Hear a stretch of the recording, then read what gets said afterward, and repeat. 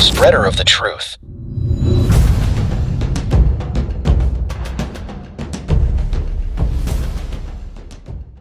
Magandang araw po sa inyo mga kaibigan at mga kababayan.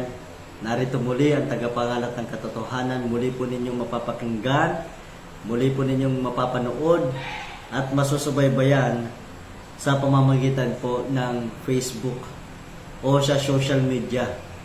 At gaya po ng aking sinabi sa inyo mga kaibigan at mga kababayan, ang rason, ang dahilan kung bakit ko po ito ginagawa ay dahil sa ito'y utos ng Panginoon na ipangaral ang kanyang ebanghelyo sa lahat ng mga tao.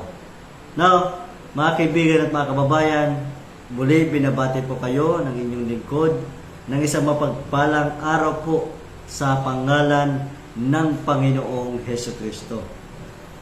Ngayon mga kaibigan, mga kababayan, pag-usapan po natin ang tungkol sa judgment o paghatol o paghukom na gagawin po ng Diyos. Dahil marami po mga tao na walang kamalayan tungkol dito. At marami mga tao mga kaibigan at mga kababayan, kapag tinatanong natin, naniniwala po ba kayo na mayroong paghatol na gagawin ng Diyos? Meron bang judgment? Sasabihin nila, wala. Hindi yun totoo. Pero kapag tinanong mo naman ng iba, kung naniniwala na may kahatulan ang Diyos, naniniwala sila. At yun ay mabuting bagay. So, kung ayaw nila maniwala, ayaw nila sumampalataya tungkol sa Diyos, ayaw nila maniwala sa sinasabi ng kasulatan, so be it, nasa kanila yan. Pero sa atin na sumasampalatayang mayroong Diyos at naniniwala na mayroong paghatol na gagawin ng Diyos, so dito tayo mga kaibigan at mga kababayan.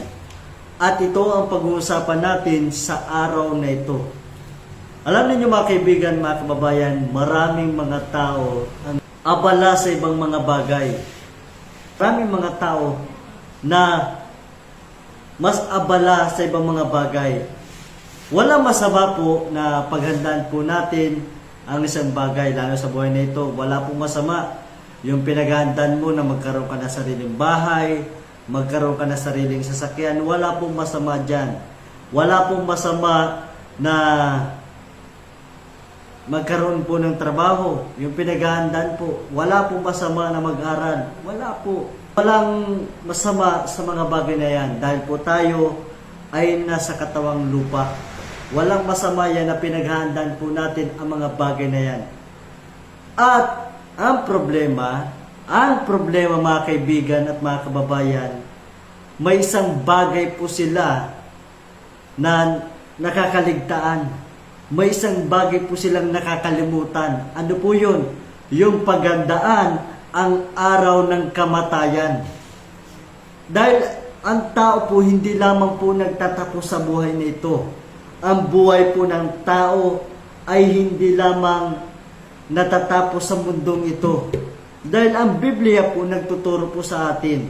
Now, tingnan po natin sa mga susunod pong talakayan kung ano nga ba ang sinasabi ng kasulatan pagkatapos na ang tao po ay mamatay sa buhay na ito. Ngayon sa atin po sumasampalataya at naniniwala na totoo ang Diyos, dapat po natin paniwalaan na may karan ng Diyos na pupuntahan ng mga tao susunod sa Kanya at lugar ng impyerno. Ito naman po yung lugar o kahantungan o hantungan ng mga tao kung hindi po susunod sa Kanyang kalooban. Napag-usapan po natin, kailan ba nagtakda ang Diyos ng paghuhukom? Kailan ito magaganap at kailan ito mangyayari? Tingnan po natin kung ano ang sinasabi nga ba mga kaibigan at mga kababayan ng Biblia, ng kasulatan. At gaya po ng aking sinabi, subaybayan po ninyo ang aking pagtuturo at pangangaral kung kayo po ay totoong naniniwala o sumasampalataya na meron pong Diyos. Kung tayo po ay naniniwala na merong Diyos, paniwalaan po natin ang Kanyang sinabi. Paniwalaan po natin ang lahat ng bagay na sinasabi po ng kasulatan. Kung kayo po may mga Biblia, malaya po kayong sundan ako sa aking pagtuturo at pangangaral. At mabuti nga po yan. Kaya po kung may mga Biblia po kayo dyan mga kaibigan at mga kababayan, subaybayan po ninyo ang aking pagbabasa at tingnan po ninyo ang mga bersikulo na aking pong binabasa sa inyo. Pag malaman po ninyo kayo mismo ang makatuklas, makaalam na yung sinasabi ko ay hindi nagmumula sa aking sarili, kundi sa kung ano po ang sinasabi ng kasulatan. Now, balik po tayo sa ating pinag-uusapan. Kailan nagtakda ang Diyos na kanyang ipaghukom ang sanglibutan? Sabi po sa kasulatan sa Aklat ng Mga Gawa, Kapitulo 17 at versikulo 31, nagtakda po ang Diyos na kanyang hahatulan ang tao. Now, kailan ito mangyayari? Kailan ito magaganap? Ito po ang sinasabi sa Aklat ng Hebreo, Kapitulo 9, versikulo 27. Ang sabi po dito ay ganito: at kung paanong itinakda na sa tao ang mamatay na minsan, at pagkatapos ito ay paghatol o paghukom. See? Hindi po totoo yung turo at aral nila mga kaibigan at mga kababayan na ang huling hantungan daw po ng tao ay ang sementeryo. Dahil malinaw po ang sinasabi ng kasulatan na pagkatapos mamatay po ng tao, ay haharap na siya, paghuhukom na. Now, ano yung dahilan? Bakit may pagsusulit? Bakit hahatulan ng Diyos ang tao? Anong dahilan? Anong rason? Sa aklat ng 2 Korinto, Kapitulo 5, versikulo 10, ito po ang ating mababasa.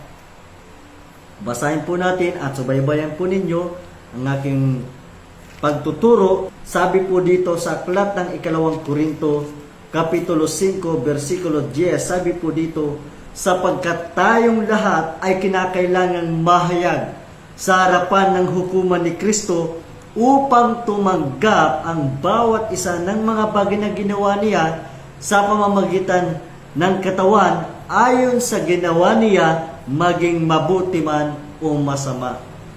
Ito yung dahilan mga kaibigan at mga kababayan. Ito yung rason kung bakit po hahatulan, kung bakit po may pagsusulit tayo. Dahil tayo po ay hahatulan base po sa ating ginawa nang tayo po ay nabubuhay pa sa mundong ito. At gaya po ng sinasabi ng kasulatan, tayo po ay hahatulan base po sa ating ginawa, maging mabuti man o masama. Now, may tatanong natin mga kaibigan, mga kababayan, anong dahilan, anong rason? Bakit tayo hahatulan ng Diyos ayon sa ginawa natin nang tayo nabubuhay pa? Maging mabuti man o masama. Ano yung rason?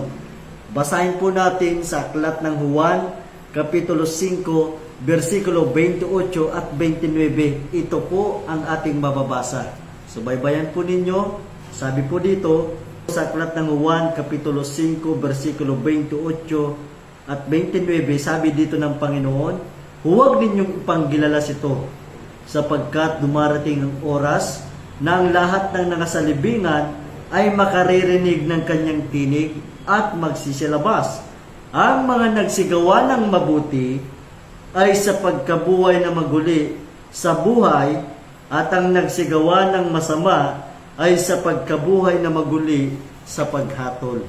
Mga kaibigan at mga kababayan, ito po yung dahilan kung bakit po tayo magsusulit.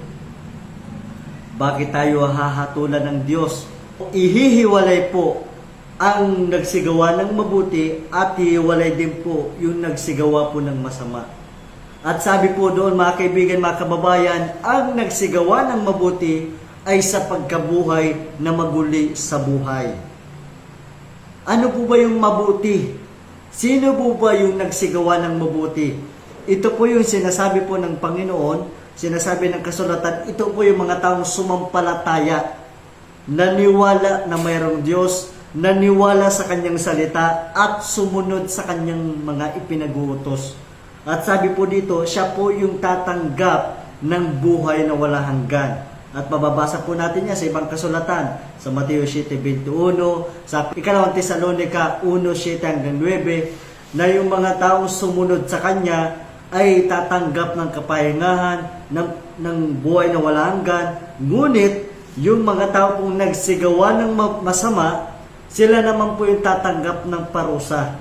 Ito yung mga tao na hindi po nanampalataya, hindi po sumunod, patuloy na namuhay sa masama, at hindi po tumanggap sa salita ng Panginoon. Ito po yung mga tao na hindi po sumunod sa kanyang kalooban, sa kanyang katwiran. Ito po yung mga tao na hindi po sumunod sa kanyang mga utos. At sabi po doon, tatanggap po ng parusang wala hanggan. Kaya po sinabi po ng kasulatan, hindi po lahat ng tumatawag o naniniwala na may Diyos ay maliligtas, kundi yun lamang nagsiganap, nagsitalima, at tumupad ng kanyang mga salita, ng kanyang mga utos. Now, bigyan ko kayo mga kaibigan ng halimbawa. Dito na lang sa mundong ito, yung mga tao na, di ba, yung mga taong masunurin, yung mga abiding citizen, sila yung mga malaya. Sila yung mga taong sumusunod. Makikita natin malaya tayo, kayo. Bakit kayo malaya? Dahil nga sumusunod kayo. Pero yung mga taong hindi sumusunod, mga masuway sa batas, tumiral sa ng tao sa mundong ito, di ba nakakulong sila? Sila yung nakakulong sa bilangguan, sa kulungan, dahil sila po ay hindi po sumunod sa batas na umiiral po sa mundong ito. Kaya po mali po yung turo o aral o sabi ng ilan na pag ang tao daw po ay namatay, ay pupunta na daw po sa karan ng Diyos. Hindi po totoo yun. Hindi po totoo na lahat ng tao ay maliligtas. Dahil malino po ang sinasabi ng kasulatan. Kung dito nga mga kaibigan at mga kababayan, yung mga taong sumusunod sa batas ng meron ng tao sa mundong ito ay malaya, gaya po natin, gaya po ninyo. So, ganun din po sa karan ng Diyos. Ganun po ang sinasabi ng kasulatan. Yung mga tao po na hindi po sumunod sa kanyang mga utos, tatanggap po ng parusang wala hanggan. Pero yung mga taong naniwala po sa Diyos, nanampalataya, at sumunod sa kanyang mga ipinag-uutos, sila naman po yung tatanggap ng gantimpala ng buhay na wala hanggan. Kaya po hindi po totoo, mali po yung aral, hindi po natin dapat paniwalaan ang ganong turo na pagkatapos mamatay ng tao sa karanan daw po ng Diyos pupunta. Hindi po tayo doon mga kaibigan, mga kababayan maniwala. Dahil ang Biblia nagtuturo po sa atin, malinaw na ang mga makasalanan ay hindi magmamana ng kanyang kaharian. Now, may tatanong po natin, ibig ba ng Diyos na ang tao po ay maparusahan? Ibig ba ng Diyos na ang lahat ng tao ay mapahamak? Ibig ba ng Diyos na ang tao ay makaparoon o makapunta doon sa dagat-dagatang apoy sa impyerno? Ibig ba ng Diyos na ang tao po ay magdusa sa parusang wala hanggan? Sinasabi po ng kasulatan na hindi po. Ang katunayan, sabi po niya, na siyang may ibig na ang lahat ng tao ay maligtas at makaalam ng katotohanan. Basahin po ninyo sa aklat ng unang Timoteo 2:4. Sabi po diyan na siyang may ibig na ang lahat ng tao ay maligtas at makaalam ng katotohanan. Ano po ba yung katotohanan? Ang katotohanan na ang susunod lamang sa kanyang mga ipinag-uutos ang magmamana ng kanyang kaharian. Yun po yung katotohanan. Ang katotohanan na hindi po lamang isang destinasyon ang pupuntahan po ng tao. Dalawa po. Ang kaharian ng Diyos at apoy na hindi namamatay o impyerno o dagat-dagatang apoy. Ang katotohanan na ang tatanggap lamang ng buhay na wala hanggan ay ang mga sumunod lamang sa kanyang mga utos. Ang katotohanan na hindi po lahat ng naniniwala may Diyos ay maliligtas. Ang katotohanan na kung hindi po susunod ang tao sa kanyang panawagan, hindi po sasampalataya, hindi po magsisisi at hindi po magpapabautismo o hindi po susunod sa kanyang mga utos ay tatanggap po ng parusang wala hanggan. Yun po ang katotohanan. at siya po ang may ibig na ang tao po ay maligtas. Gaya po ng sinasabi ng kasulatan na ang sabi ng Aklat ng mga Gawa, Kapitulo 17:30, na yung galit ng Diyos ay pinalipas na nga. Pero ipinag-uutos niya sa lahat ng mga tao na magsipagsisi. Silang lahat, tayong lahat ng mga tao. At sabi pa ng kasulatan sa ikalawang Pedro 3:9, sabi po dito, hindi mapagpaliban ng Panginoon tungkol sa kanyang pangako na gaya ng pagpapalibang ipinalalagay ng iba, kundi mapagpahinood sa inyo na hindi niya ibig na ang sino man ay mapahamak, kundi ang lahat ay magsipagsisi. Ito po yung ibig niya, mga kaibigan. Hindi ibig ng Diyos na ang tao po ay mapunta sa dagat-dagatang apoy. Hindi po ibig ng Diyos na ang lahat ng tao po ay maparusahan. Ibig niya na ang lahat ng tao ay maligtas at tumanggap ng mga bagay na kanyang ipinangako. Kaya nga po siya'y naparito. Yung Diyos na hindi nakikita, naparito upang tubusin ang tao mula sa sumpa ng kasalanan. Kaya nga po naparito siya. Ang patunay, siya na mismo ang naparito. Yung Diyos na hindi po natin nakikita, siya na po yung naparito mismo upang iligtas po tayo, alisin o tayo po ay maligtas sa parusa. Alisin po tayo sa sumpa ng kasalanan. Hindi po niya ibig. Kaya nga po, mga kaibigan at mga kababayan, nagbigay ang Diyos ng mga kaparaanan kung paano po matatamo ng tao ang kaligtasan. Yun po ang mabuting bagay. Makikita po natin na hindi po ibig ng Diyos na ang tao po ay mapahamak. Hindi po ibig ng Diyos na ang lahat ng tao ay mapunta sa dagat-dagatang apoy. Hindi po ibig ng Diyos na ang tao po ay tumanggap ng parusa.